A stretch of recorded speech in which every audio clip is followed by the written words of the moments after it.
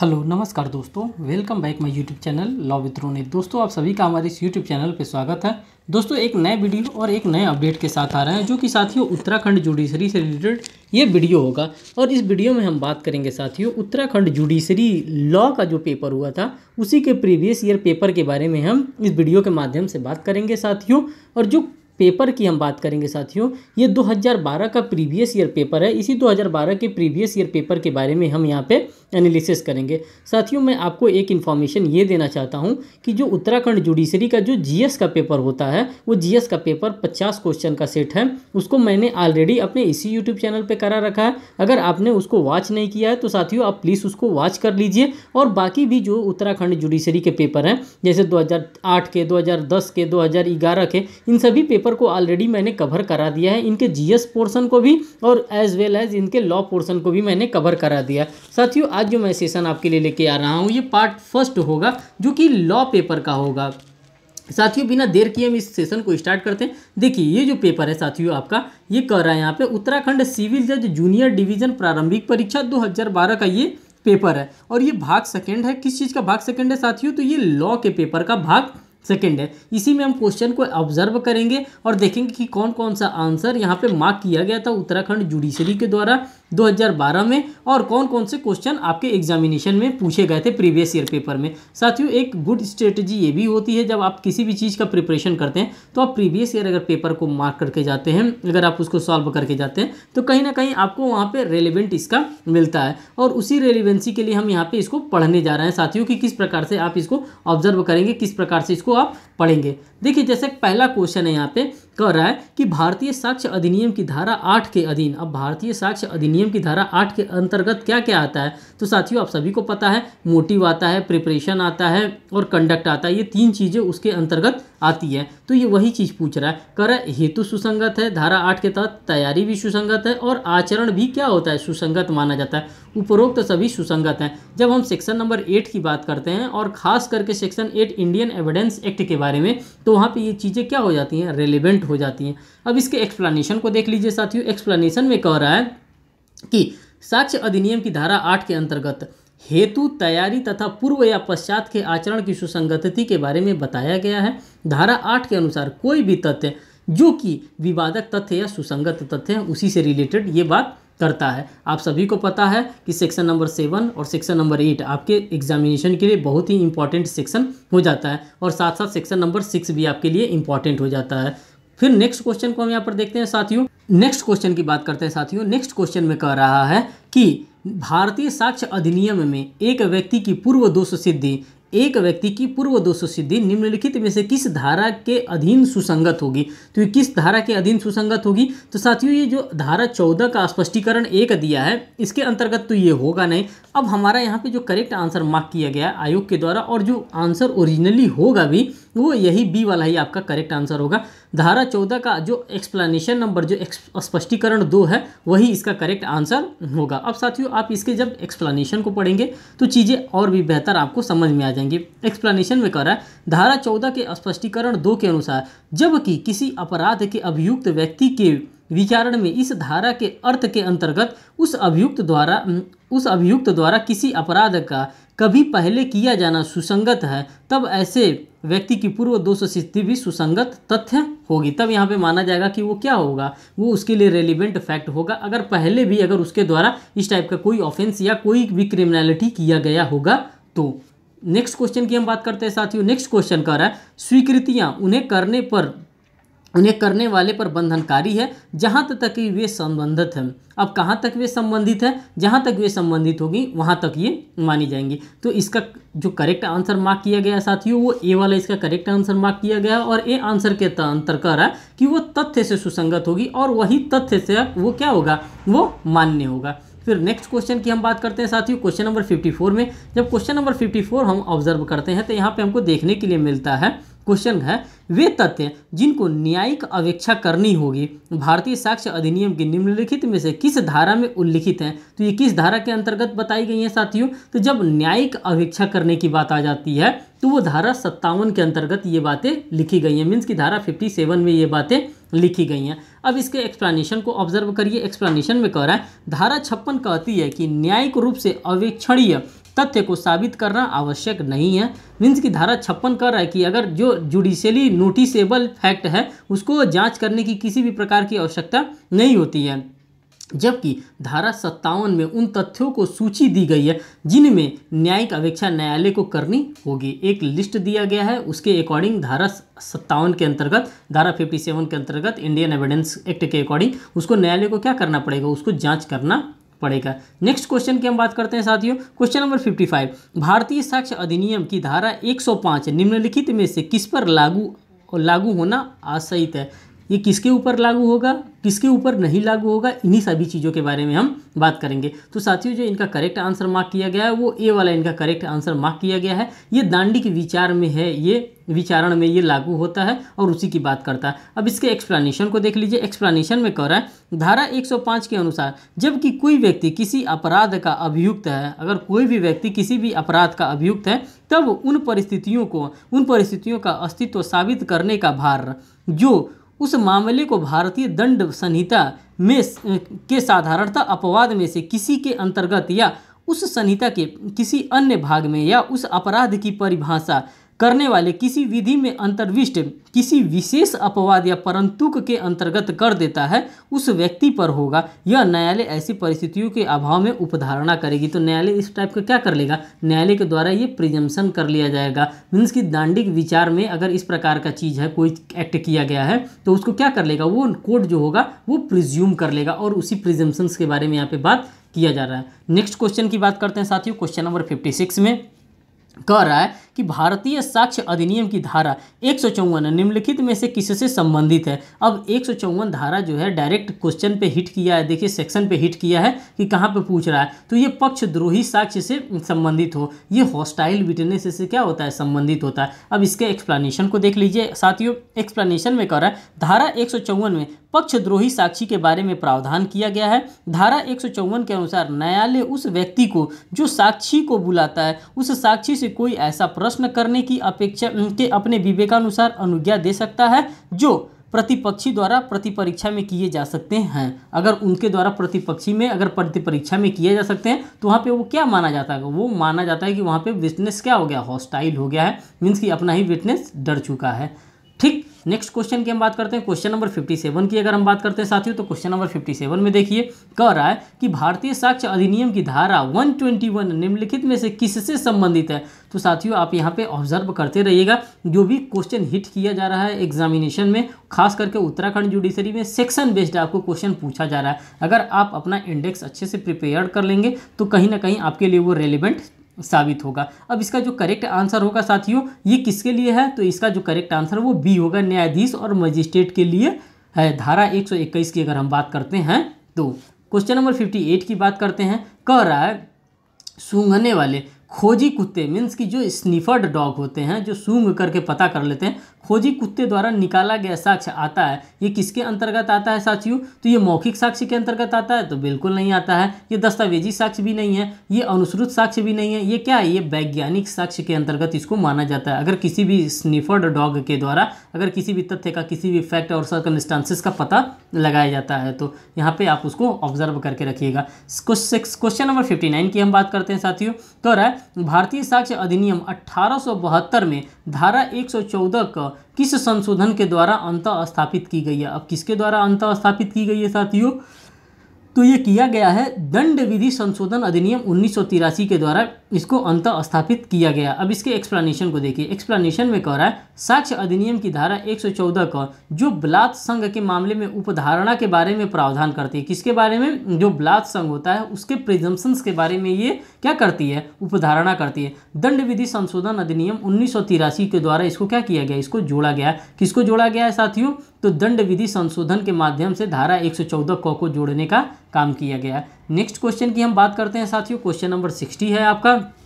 कह रहा है और ब को उस धनराशि के भुगतान की रसीद देता है जो ब ने औ को किया है, इस विषय में मौखिक साक्ष्य दिया जाता है। अगर इस टाइप का अगर किसी भी प्रकार का ओरल एविडेंस दिया जाता है तो भारतीय साक्ष्य अधिनियम की धारा 91 के अंतर्गत इस साक्ष्य की स्थिति क्या होगी। तो इस साक्ष्य की स्थिति क्या होगी, तो ये साक्ष्य की जो स्थिति होगी इसको ग्राह्य माना जाएगा, इसको अग्राह्य नहीं माना जाएगा, इसको कोर्ट ऑफ लॉ में एडमिसेबल माना जाएगा, जो कि बेस्ट एविडेंस के रूप में काम करता है। सेक्शन नंबर 91 की बात कर रहा है। प्रश्नगत समस्या धारा 91 के दृष्टांत अंग पर आधारित है, यहाँ संदाय करने का मौखिक साक्ष्य ग्राह्य होगा। नेक्स्ट क्वेश्चन की हम बात करते हैं साथियों, क्वेश्चन नंबर 61 में कह रहा है कि विवाह के अस्तित्व में, जो विवाह होता है, जो शादी होता है, विवाह के अस्तित्व में रहते हुए संतान का जन्म उसकी धर्मजता का निश्चायक सबूत माना जाएगा। मीन्स कि ये माना जाएगा कि वो कंक्लूसिव प्रूफ उसका माना जाएगा, निश्चायक सबूत माना जाएगा कि वो उसका क्या है, उसका वैलिड सन है, सबूत माना जाता है। यह प्रावधान भारतीय साक्ष्य अधिनियम के निम्नलिखित में से किस धारा में पाया जाता है। तो आप सभी को साथियों ये पता है कि हाँ, धारा 112 के अंतर्गत इस निश्चायक सबूत कंक्लूसिव प्रूफ के बारे में बात किया जाता है। नेक्स्ट क्वेश्चन की हम बात करते हैं साथियों, क्वेश्चन नंबर 62, और क्वेश्चन नंबर 62 के अंतर्गत कहता है कि भारतीय साक्ष्य अधिनियम की धारा 114 में निम्नलिखित में से किसका प्रावधान है। धारा 114 जो है इंडियन एविडेंस एक्ट में, इसमें किस चीज़ के प्रावधान के बारे में बताया गया है। तो जो इसका ऑप्शन करेक्ट मार्क किया जाएगा साथियों, वो सी वाला इसका करेक्ट आंसर मार्क किया जाएगा, और सी वाला करेक्ट आंसर मार्क करने के बाद इसका जो आंसर हो जाएगा वो कह रहा है न्यायालय किन्हीं तत्वों के अस्तित्व की उपधारणा कर सकता है। अब किस चीज़ के तत्वों की उपधारणा करेगा, किसी भी तत्वों की उपधारणा कर सकता है। अब इनके एक्सप्लेनेशन को देखिए, एक्सप्लेनेशन में ये कहते हैं धारा 114 के अनुसार न्यायालय ऐसे किसी तथ्य का अस्तित्व उपधारित कर सकेगा जिसका धारित होना उस विशिष्ट मामले के तथ्यों से संबंध में प्राकृतिक घटनाओं, मानवीय आचरण तथा लोक और प्राइवेट कारोबार के सामान्य अनुक्रम को ध्यान में रखते हुए संभव समझा जाता है। तब ये माना जाएगा कि धारा 114 के अंतर्गत वो क्या है, अस्तित्व की उपधारणा कर सकता है। नेक्स्ट क्वेश्चन की हम बात करते हैं, क्वेश्चन नंबर 63। क्वेश्चन नंबर 63 में कह रहा है साथियों कि भारतीय साक्ष्य अधिनियम की किस धारा के अंतर्गत इस संबंध में प्रावधान पाया जा सकता है कि गवाह कौन हो सकता है। अब गवाह किसको माना जा सकता है, तो साथियों गवाह वो होता है जो कि धारा 118 के अंतर्गत आता है। कौन साक्ष्य दे सकता है, सबसे पहला यहाँ पे क्वेश्चन मार्क दिया है कि कौन साक्ष्य दे सकता है। इस बारे में प्रावधान धारा 118 में किया गया है, जबकि धारा 119 में मूक साक्षी जो गूंगा व्यक्ति होता है तथा 120 में कार्यवाहियों में पक्षकारों के बारे में प्रावधान किया गया। यहाँ मीन्स कि यहाँ पे देखने को मिलेगा 118, 119 और 120, इन तीनों चीज़ों को आप लोगों ने क्या कर लिया, एक साथ ऑब्जर्व कर लिया। नेक्स्ट क्वेश्चन की हम बात करते हैं साथियों, क्वेश्चन नंबर 64। जब 64 की हम बात करते हैं तो ये भी सब के सब क्वेश्चन कहाँ से आ रहे हैं, सब के सब क्वेश्चन इंडियन एविडेंस एक्ट से रिलेटेड है। आपको पता होना चाहिए कि उत्तराखंड जुडिशरी में 150 क्वेश्चन आते हैं लॉ से, और लॉ का सिलेबस भी बहुत ही छोटा है। देखिए यहाँ पे 64 नंबर का क्वेश्चन है, कह रहे नार्को टेस्ट के अंतर्गत दिए गए कथनों की प्रकृति क्या है। अब इसके अंतर्गत प्रकृति के बारे में पूछ रहा है। ये जो प्रकृति होता है, इसका जो नेचर होता है, ये कैसा नेचर होता है, तो यह एक वैज्ञानिक साक्ष्य नहीं होता है। जो नार्को टेस्ट होता है साथियों, इसको वैज्ञानिक साक्ष्य के रूप में नहीं देखा जाता है। नेक्स्ट क्वेश्चन की हम बात करते हैं साथियों, क्वेश्चन नंबर 65, और ये केस लॉ भी आपके लिए बहुत ही रेलिवेंट है, जो कि हर एक एग्जामिनेशन में ये पाकला नारायण स्वामी बनाम सम्राट के अग्र निर्णयवाद में निम्नलिखित में से किस न्यायालय ने निर्णय दिया था। तो अब साथियों यहाँ पे क्वेश्चन को थोड़ा सा पलट करके पूछा, नहीं तो इसको ये भी पूछ सकता है कि किस सेक्शन से ये रिलेटेड केस लॉ है। पाकला नारायण स्वामी वर्सेस स्टेट ऑफ सम्राट का जो मामला है, अब यहाँ पे पूछ लिया है कि निर्णय जो दिया गया, जो जजमेंट पास किया गया, ये किस कोर्ट के द्वारा दिया गया। तो साथियों ये जो देने का कार्य किया गया है, ये प्रीवी काउंसिल था, उसी प्रीवी काउंसिल के द्वारा इस जजमेंट को पास किया गया था। इसके एक्सप्लेनेशन को रीड आउट करिए। एक्सप्लेनेशन को रीड आउट करने में पता चलता है कि पाकला नारायण स्वामी बनाम किंग एम्परर का जो वाद था, वो प्रीवी काउंसिल के द्वारा निर्णित किया गया था। इस वाद में मत प्रकट किया गया था कि कथन ऐसे समय भी किया जा सकता है जब मृत्यु का कोई कारण पैदा न हो। मीन्स कि ऐसे टाइम भी आप किसी भी प्रकार का कोई भी डिस्क्लोजर कर सकते हैं, किसी भी प्रकार का कथन कर सकते हैं जब किसी भी प्रकार का मृत्यु का कारण पैदा न हुआ हो, और चाहे मृतक को यह आशंका भी न हुई हो कि वह मार दिया जाएगा, तब इस प्रकार का अगर वो कथन करता है तो माना जाएगा कि उसने डाइंग डिक्लेरेशन किया है। अब डाइंग डिक्लेरेशन की बात आती है तो साथियों सेक्शन नंबर 32 सब क्लॉज 1 में हमको देखने के लिए मिलता है। क्वेश्चन नंबर 66 की बात करते हैं साथियों। 66 में कह रहा है साक्ष्य विधि है। अब साक्ष्य किस प्रकार की विधि है, तो साथियों आप सभी लोगों को पता है कि जो साक्ष्य विधि है वो लेक्स फोरी लॉ होती है, मीन्स कि लॉ ऑफ द फोरम होता है, इसी को लेक्स फोरी के नाम से हम लोग हिट कर रहा है। डायरेक्ट क्वेश्चन यहाँ पे देख लीजिए, लेक्स फोरी। नेक्स्ट क्वेश्चन की बात करते हैं, क्वेश्चन नंबर 67। क्वेश्चन नंबर 67 में कह रहा है कि भारतीय साक्ष्य अधिनियम की निम्नलिखित किस धारा में डिजिटल हस्ताक्षर से संबंधित राय को सुसंगत मान्य किया गया है। अब किसको मान्य किया गया है, तो साथियों इसका जो करेक्ट आंसर मार्क किया गया है वो ए वाला करेक्ट आंसर मार्क किया गया है और धारा 47A के अंतर्गत इसको माना गया है। अब इसके एक्सप्लेनेशन को देखिए। एक्सप्लेनेशन में कह रहा है कि भारतीय साक्ष्य अधिनियम की धारा 47 को में इलेक्ट्रॉनिक हस्ताक्षर के बारे में राय कब सुसंगत है, मीन्स जो इलेक्ट्रॉनिक सिग्नेचर है उसी के बारे में बात करता है, और ये भी बात करता है कि कब जो इलेक्ट्रॉनिक सिग्नेचर होगा वो रेलिवेंट होगा के बारे में प्रावधान किया गया है। यह धारा सूचना प्रौद्योगिकी संशोधन अधिनियम सन 2008 के द्वारा साक्ष्य विधि में जोड़ा गया। इसको कब ऐड किया गया साथियों, तो 47A को इसको कब ऐड किया गया, जो इंफॉर्मेशन टेक्नोलॉजी एक्ट आया था सन 2000 का, उसी के सन 2008 में संशोधन हुआ और उसी संशोधन के अकॉर्डिंग इसको क्या किया गया, यहाँ पे इंक्लूड किया गया। क्वेश्चन नंबर 68 की हम बात करते हैं साथियों। क्वेश्चन नंबर 68 में कह रहा है कि भारतीय साक्ष्य अधिनियम की निम्नलिखित में से कौन सी धारा आरोपित व्यक्तियों की पहचान करने से संबंधित है। तो ये कौन सी धारा है, तो धारा 9 के अंतर्गत ये हमको देखने के लिए मिलता है। जहाँ पे हम एक्सप्लेनेशन में अगर देखते हैं तो एक्सप्लेनेशन में क्या कह रहा है कि भारतीय साक्ष्य अधिनियम की धारा 9 में शिनाख्त परेड के बारे में प्रावधान किया गया है। जहाँ पे टेस्ट आइडेंटिफिकेशन परेड की बात की जाती है, वही शिनाख्त परेड के बारे में धारा 9 के अंतर्गत किया गया है इंडियन एविडेंस एक्ट में। क्वेश्चन नंबर 69 की हम बात करते हैं साथियों। यहाँ पे कह रहा है भारतीय दंड संहिता का अध्याय 20A निम्नलिखित में से किससे संबंधित है।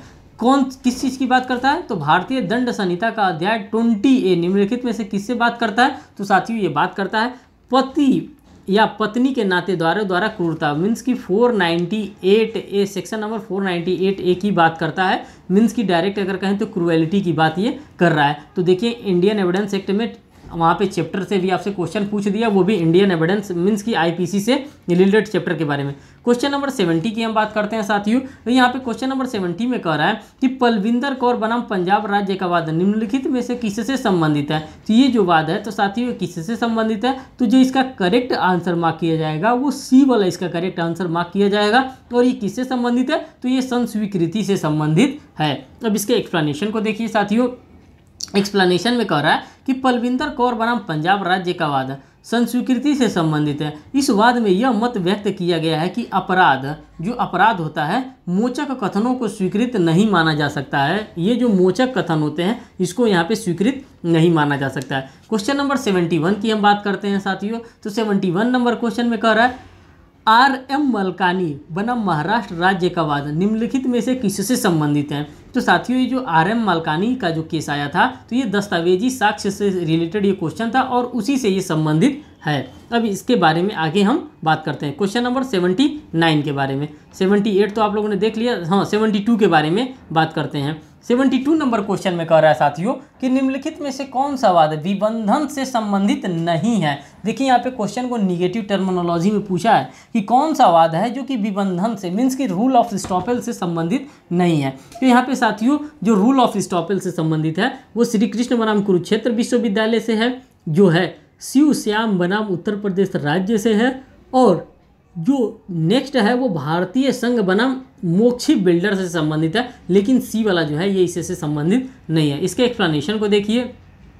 कह रहा है श्री कृष्ण बनाम कुरुक्षेत्र विश्वविद्यालय भारत संघ बनाम मोक्षी बिल्डर के वाद विबंधन से संबंधित है। ये सभी के सभी क्या है, ये सभी के सभी इससे संबंधित नहीं है, लेकिन ये जो है वे संबंधित है। इसीलिए यहाँ पे संबंधित नहीं है, इसीलिए इसका ये करेक्ट आंसर मार्क किया जाएगा। नेक्स्ट क्वेश्चन आ जाता है साथियों। आप लोगों ने ऑब्जर्व किया कि क्वेश्चन नंबर 50 से लेकर के क्वेश्चन नंबर 72 तक आपका कहाँ से था, इंडियन एविडेंस एक्ट से रिलेटेड क्वेश्चन पूरा पूछा गया था। अब आपके पास आ जाता है साथियों सिविल प्रक्रिया संहिता मीन्स की CPC से रिलेटेड क्वेश्चन को यहाँ पे ऑब्जर्व आपको करना है। जो 73 नंबर का क्वेश्चन है साथियों, आपका 73 नंबर का क्वेश्चन कह रहा है कि निम्नलिखित में से कौन दीवानी प्रकृति का वाद नहीं है। अब इसके अंतर्गत पूछा है कि किसको दीवानी प्रकृति के अंतर्गत का वाद नहीं माना गया है। तो यहाँ पे जो इसका करेक्ट आंसर मार्क किया गया साथियों, ये सी वाला इसका करेक्ट आंसर मार्क किया गया। कह रहा है कॉमन लॉ राइट से संबंधित वाद जो है ये दीवानी प्रकृति की वाद नहीं है। अब इसके एक्सप्लेनेशन को देखिए, एक्सप्लेनेशन में और भी चीज़ें बेहतर समझ में आ जाती हैं। कह रहा है धारा 9 के अंतर्गत निम्नलिखित को दीवानी प्रकृति का वाद नहीं माना गया। अब किस किस को दीवानी प्रकृति का वाद नहीं माना गया है? जैसे पहला है जातिगत प्रश्नों से संबंधित वाद को दीवानी प्रकृति का वाद नहीं माना गया है। धार्मिक कर्मों से संबंधित वाद को दीवानी प्रकृति का वाद नहीं माना गया। किसी पद के साथ जुड़ी गरिमा से संबंधित वाद को क्या माना गया है? इसको नहीं माना गया है, दीवानी प्रकृति का वाद नहीं माना गया है। गोपनीयता के अधिकार से संबंधित वाद नहीं माना गया है। स्वेच्छा से किए गए भुगतान से संबंधित वाद को नहीं माना गया है। दीवानी न्यायालय को केवल दीवानी अधिकारों से संबंधित वादों का विनिश्चय करने का अधिकार है। राजनैतिक प्रश्नों के संबंध में वाद दीवानी न्यायालय का अधिकार क्षेत्र बाहर है। तो आप लोगों ने अच्छे से ऑब्जर्व किया कि किसको दीवानी प्रकृति के क्षेत्र का अधिकार माना जाता है और किसको दीवानी क्षेत्र के अंतर्गत का अधिकार नहीं माना जाता है। क्वेश्चन नंबर 74 की अगर हम साथियों बात करते हैं तो कह रहा है और मुंबई में रहता है और ब के विरुद्ध मानहानि करने वाले वक्तव्य दिल्ली में छापता है। ब क्षतिपूर्ति हेतु अ के विरुद्ध वाद कहाँ दाखिल कर सकता है? अगर उसको दाखिल करना होगा तो कहाँ कर सकता है? तो इसका करेक्ट आंसर साथियों सी होगा। या तो दिल्ली में अथवा मुंबई में कहीं भी जो मास्टर होता है, जो प्लेंटिफ होता है, वो मास्टर होता है, अपने सूट को कहीं भी फाइल कर सकता है। नेक्स्ट क्वेश्चन को देखिए साथियों, क्वेश्चन नंबर 75 की अगर हम बात करते हैं तो क्वेश्चन नंबर 75 में कह रहा है एक वाद पत्र नामंजूर किया जा सकता है। तो किसके द्वारा नामंजूर किया जा सकता है? तो साथियों यहाँ पे कह रहा है आदेश 7 नियम 11 दंड प्रक्रिया संहिता के अंतर्गत इसको क्या किया जा सकता है? नामंजूर किया जा सकता है। इसका जो एक्सप्लेनेशन है, एक्सप्लेनेशन को देखिए। एक्सप्लेनेशन में कह रहा है वाद पत्र को सिविल प्रक्रिया संहिता के आदेश 7 नियम 11 में उल्लिखित आधारों पर नामंजूर किया जा सकता है। जो लिखित नामंजूर इसी के आधार पर किया जा सकता है। क्वेश्चन नंबर 76 की अगर हम साथियों बात करते हैं तो कह रहा है कि अभिवचन आवश्यक हस्ताक्षर होने चाहिए। मीन्स कि जो अभिवचन होता है, जो प्लीडिंग होता है, उस पर आवश्यक रूप से हस्ताक्षर होने चाहिए। तब हस्ताक्षर किसके होने चाहिए? तो प्लीडर के अथवा पक्षकार दोनों के द्वारा वहाँ पे क्या किए जाने चाहिए? हस्ताक्षर हुए होने चाहिए। आदेश 4 जब हम लोग रूल ऑर्डर नंबर 4 पढ़ते हैं, नियम 14 पढ़ते हैं के अनुसार हर अभिवचन पक्षकार द्वारा और यदि उसका कोई प्लीडर हो तो उसके द्वारा हस्ताक्षर किया जाएगा। उसी के बारे में ये बात कर रहा है। अब नेक्स्ट क्वेश्चन देखिए, कह रहा है नेक्स्ट क्वेश्चन में कि आणविक प्राज्ञ न्याय निम्नलिखित में से किसके अंतर्विष्ट हैं? तो ये किसके अंतर्विष्ट है? तो साथियों धारा 11 के स्पष्टीकरण 4 में ये क्या है? इसको समाहित किया गया और उसी के अंतर्गत इसको अंतर्विष्ट माना गया। नेक्स्ट क्वेश्चन की हम बात करते हैं धारा क्वेश्चन नंबर 78 की बात करते हैं। क्वेश्चन नंबर 78 में क्या कह रहा है साथियों? 78 में कह रहा है कि धारा 3 दंड प्रक्रिया संहिता के अंतर्गत लघु वाद न्यायालय निम्नलिखित में से किसके अंतर्विष्ट हैं? ये किसके अंतर्विष्ट माने गए हैं साथियों? तो ये ए एवं बी दोनों के अंतर्गत अंतर्विष्ट माने गए हैं, केवल उच्च न्यायालय के द्वारा और केवल जिला न्यायालय के द्वारा। इसके एक्सप्लेनेशन को ऑब्जर्व करिए। एक्सप्लेनेशन में कह रहा है सिविल प्रक्रिया संहिता की धारा 3 के अनुसार इस संहिता के प्रयोजनों के लिए जिला न्यायालय उच्च न्यायालय के अधीनस्थ हैं। जो जिला न्यायालय होता है वो उच्च न्यायालय के अधीनस्थ होता है और जिला न्यायालय में अवर श्रेणी के हर सिविल न्यायालय तथा लघुवाद न्यायालय उच्चतम न्यायालय तथा जिला न्यायालय के अधीनस्थ होता है। यहाँ पे हायरार्की के बारे में बताया है कि कौन किसके अधीनस्थ होता है। क्वेश्चन नंबर 79 की हम बात करते हैं। कह रहा है अंतर्विवाची वाद हेतु प्राविधान दिया गया। तो ये प्रावधान कहाँ दिया गया है साथियों? तो ये प्रावधान दिया गया है धारा 88 दंड प्रक्रिया संहिता के अंतर्गत इस प्रावधान के बारे में बताया गया। इसके एक्सप्लेनेशन को देखिए साथियों। एक्सप्लेनेशन में कह रहा है धारा 88 के अनुसार जहाँ 2 या अधिक व्यक्ति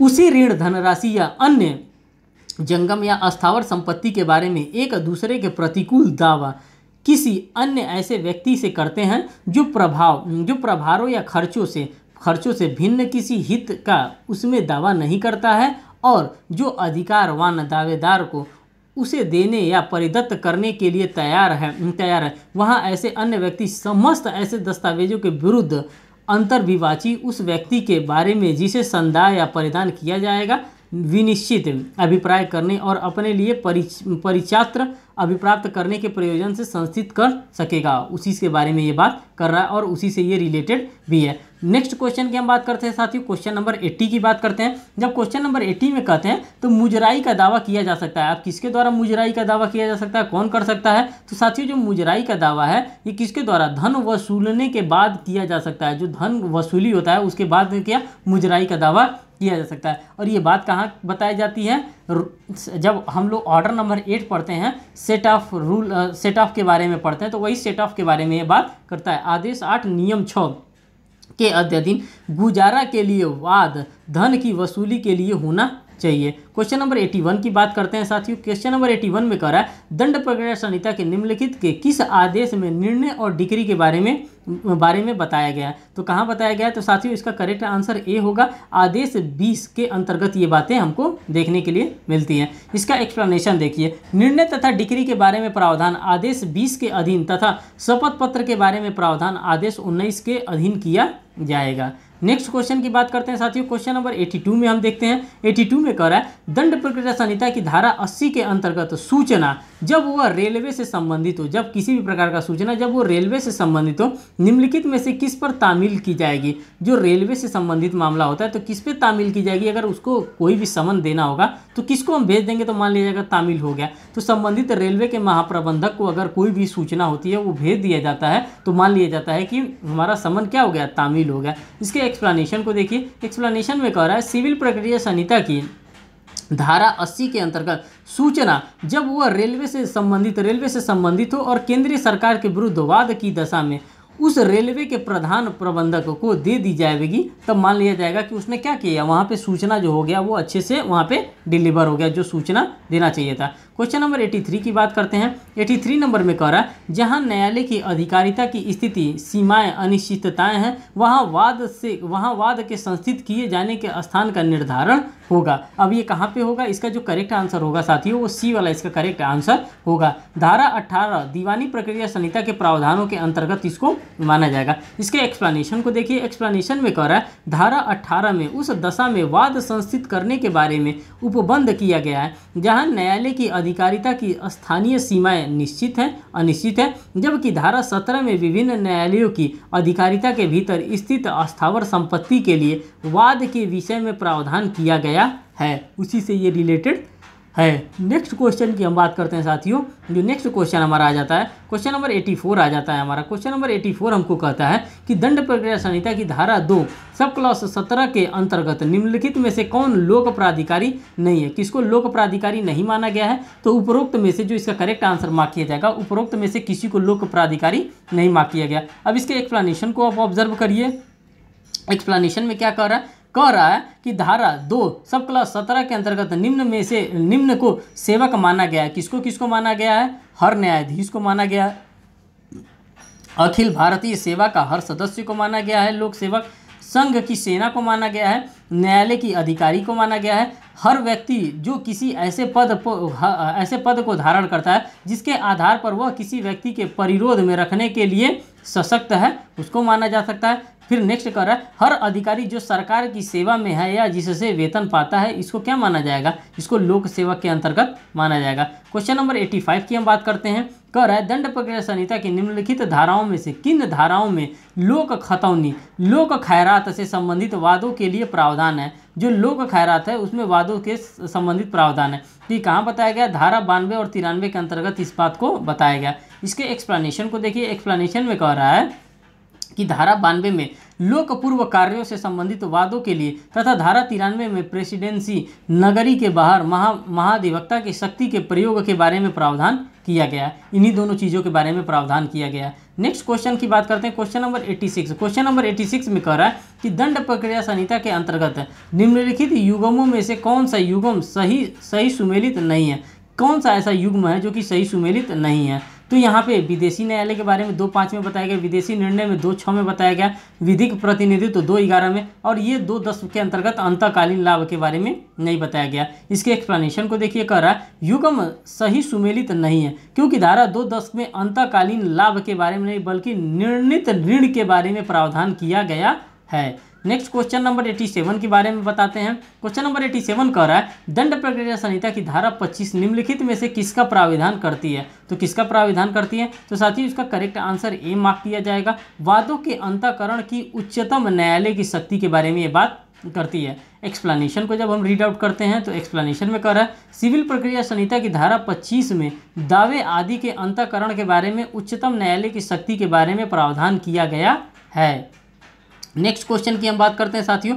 नेक्स्ट क्वेश्चन नंबर 88 में कह रहा है कि दंड प्रक्रिया संहिता की धारा 152 जो है न्यायालयों को निर्णय, डिक्री या आदेश के संशोधन की शक्ति प्रदान करती है जो कि संबंधित है। तो ये किसी से संबंधित है, तो ये ए और बी दोनों से संबंधित है। ए में कह रहा है केवल लेखन या गणितीय संबंधी भूलों से संबंधित है, और बी कह रहा है केवल आकस्मिक भूलों या लोप से संबंधित ये होता है। तो इसका जो एक्सप्लेनेशन है, एक्सप्लेनेशन कर रहा है धारा 152 के अनुसार निर्णयों या डिक्रियों या आदेशों में हुई लेखन या गणितीय संबंधी भूल या किसी आकस्मिक भूल या लोप से उसमें हुई गलती न्यायालयों द्वारा स्वप्रेरण या पक्षकारों में से किसी के आवेदन पर भी समय शुद्ध किया जा सकेगा। नेक्स्ट क्वेश्चन की हम बात करते हैं साथियों। क्वेश्चन नंबर 89 की अगर हम बात करते हैं तो क्वेश्चन नंबर 89 में कह रहा है कि दंड प्रक्रिया संहिता के अंतर्गत निम्नलिखित में से कौन सा आदेश और नियम में यह प्रावधान है कि हर मामले में साक्षी का मुख्य परीक्षा शपथ पत्र पर होना चाहिए। तो ये बात बताया गया है धारा आदेश 18 के नियम 4 सब क्लॉज 1 के अंतर्गत ये बातें बताई गई हैं। अब इसके एक्सप्लेनेशन को देखिए। एक्सप्लेनेशन में कह रहा है आदेश 18 नियम 4 सब क्लॉज 1 के अनुसार प्रत्येक मामले में साक्षी की मुख्य परीक्षा शपथ पत्र होगी और उसकी प्रतियां उस पक्षकार द्वारा जिसमें साक्षी को साक्ष्य के लिए बुलाया जाता है विरोधी पक्षकार को उपलब्ध कराई जाएगी। उसी के विरोधी पक्षकारों को क्या किया जाएगा, वो उपलब्ध कराया जाएगा। क्वेश्चन नंबर 90 की बात करते हैं साथियों। कह रहे हैं दंड प्रक्रिया संहिता के निम्नलिखित कौन सी धारा द्वितीय अपील के आधारों पर प्रावधानित करती है। तो ये कौन करती है, तो धारा 101 के अंतर्गत ये प्रावधान करती है। एक्सप्लेनेशन को देखिए। एक्सप्लेनेशन कहता है कि दंड प्रक्रिया संहिता की धारा 101 में द्वितीय अपील के आधारों के बारे में प्रावधान किया गया है। उसके अनुसार कोई भी द्वितीय अपील धारा 100 में निर्णित आधारों पर भी होगा, अन्यथा पर नहीं होगा। नेक्स्ट क्वेश्चन की बात करते हैं। दंड प्रक्रिया संहिता के निम्नलिखित में से कौन सी धारा कपितः स्त्रियों को न्यायालय में स्तोय उपसंजाति से छूट प्रावधान करती है। तो ये कौन करती है, तो धारा 132 के अंतर्गत ये प्रावधान करती है। क्वेश्चन नंबर 92 की हम बात करते हैं साथियों। क्वेश्चन नंबर 92 में कह रहा है कि दंड प्रक्रिया संहिता के निम्नलिखित कौन से आदेश और नियम विवादकों की विरचना का प्रावधान करता है। तो ये कौन करता है, तो साथियों ये करता है जो हमारा आदेश नंबर 14 है और नियम नंबर 1 है, यही करता है। एक्सप्लेनेशन देख लीजिए। विवादकों की विरचना के बारे में प्रावधान आदेश 14 नियम 1 के में किया गया है। नेक्स्ट क्वेश्चन की बात करते हैं। नेक्स्ट क्वेश्चन 93 नंबर का कह रहा है दीवानी प्रक्रिया संहिता 1908 का विस्तृत, जो 1908 का विस्तृत संपूर्ण भारत पर है, सिवाय कहाँ नहीं है। तो साथियों ये अब खत्म हो गया है क्वेश्चन। अब आप सभी को पता है कि 31 अक्टूबर 2019 J&K रीऑर्गेनाइजेशन एक्ट लागू होने की वजह से हमारा पूरा जो भी एक्ट है वो पूरे संपूर्ण भारत पर लागू हो गया है, साथ साथ जम्मू एंड कश्मीर पे भी लागू हो गया। नेक्स्ट क्वेश्चन देखिए। क्वेश्चन नंबर 94 तो दंड प्रक्रिया संहिता की धारा 148 क के अधीन दाखिल केवियट उसके दाखिल करने की विधि से प्रावधान होगा। कहाँ पे ये होगा, तो ये 90 दिनों तक ये प्रावधान होता रहेगा। क्वेश्चन नंबर 95 की बात करते हैं। कह रहा है दंड प्रक्रिया संहिता की धारा 38 के अंतर्गत एक डिक्री का निष्पादन निम्नलिखित में से किस न्यायालय के द्वारा किया जा सकेगा। जो डिक्री होगा उसका निष्पादन किस न्यायालय के द्वारा किया जा सकता है। तो इसका जो करेक्ट आंसर मार्क किया जाएगा साथियों वो सी वाला इसका करेक्ट आंसर मार्क किया जाएगा। कह रहा है या तो उसे पारित करने वाले न्यायालय द्वारा या उस न्यायालय द्वारा जिसे वह निष्पादन के लिए भेजी गई हो। एक्सप्लेनेशन देखिए। धारा 38 के अनुसार डिक्री या तो उसे पारित करने वाले न्यायालय द्वारा अथवा उस न्यायालय द्वारा जिसे वह निष्पादन करने के लिए भेज दी गई हो निष्पादन की जा सकेगी, अन्यथा नहीं की जा सकेगी। नेक्स्ट क्वेश्चन की हम बात करते हैं साथियों। नेक्स्ट क्वेश्चन में आ जाता है हमारे पास 96 नंबर का क्वेश्चन, और 96 नंबर का क्वेश्चन कह रहा है न्यायालय कार्यवाहियों के किसी भी प्रक्रम पर किसी भी पक्षकार को अपने अभिवचन को परिवर्तित या संशोधित करने के लिए दंड प्रक्रिया संशोधन के निम्नलिखित में से किसके अधीन अनुज्ञाप्त कर सकेगा। तो किसके कर सकेगा, तो ये आदेश 6 नियम 17 के अंतर्गत ये कर सकेगा। क्वेश्चन नंबर 97 की बात करते हैं साथियों। 97 में कह रहा है न्यायालय के बाहर विवादों के निपटाने के लिए निम्नलिखित मामलों में से कौन सी दंड प्रक्रिया संहिता की धारा 89 में प्रावधान लागू होता है। तो साथियों, आप सभी को पता है कि वहाँ पे वार्ता होता है, जिसको हम लोग एडीआर मैकेनिज्म के नाम से भी जानते हैं, एडीआर, जिसको अल्टरनेटिव डिस्प्यूट रेजोल्यूशन के नाम से भी हम लोग जानते हैं। अब कह रहा है कि धारा 89 में न्यायालयों के बाहर विवादों के निपटारे के लिए निम्नलिखित प्रावधान किया गया, जिसमें मध्यस्थ होता है, सुलह होता है और न्यायिक निपटारे, जिसमें लोक अदालत के माध्यम से निपटारा भी शामिल होता है, मध्यस्थ के लिए निर्दिष्ट करेगा। तो साथियों, इस सेशन में मैं इतना ही रख रहा हूँ। ये जो संपत्ति अंतरण अधिनियम है, मैं नेक्स्ट पार्ट लेकर के आऊँगा क्वेश्चन नंबर 98 से, और जितने भी क्वेश्चन हमारे पास बचे हैं 200 नंबर तक क्वेश्चन, जो भी हमारे पास क्वेश्चन बचे हैं वो 98 नंबर क्वेश्चन से लेकर के और 200 नंबर का जो भी क्वेश्चन बचा है उसको हम अपने नेक्स्ट सेशन में कर देंगे। इसमें साथियों बहुत ज़्यादा क्वेश्चन नहीं बचा है, इसीलिए मैं इस सेशन को यहीं पर समाप्त करता हूँ, क्योंकि थोड़ा मुझे अर्जेंट काम आ गया है, मुझे वहाँ पर जाना पड़ रहा है। और इसके बाद मैं जो भी नेक्स्ट सेशन लेके आऊँगा वो 98 नंबर के बाद का ही क्वेश्चन मैं आप लोगों के लिए लेकर के आऊँगा। तो दोस्तों, आपको ये वीडियो कैसा लगा आप प्लीज़ हमें कमेंट सेक्शन में कमेंट करके बता सकते हैं। अगर आपको ये सेशन अच्छा लग रहा तो प्लीज़ इस सेशन को लाइक करें, शेयर करें अपने फ्रेंड सर्किल में, जिससे कि ज़्यादा से ज़्यादा लोगों तक ये वीडियो पहुँच सके। बहुत बहुत धन्यवाद दोस्तों वीडियो को वॉच करने के लिए। Thank you.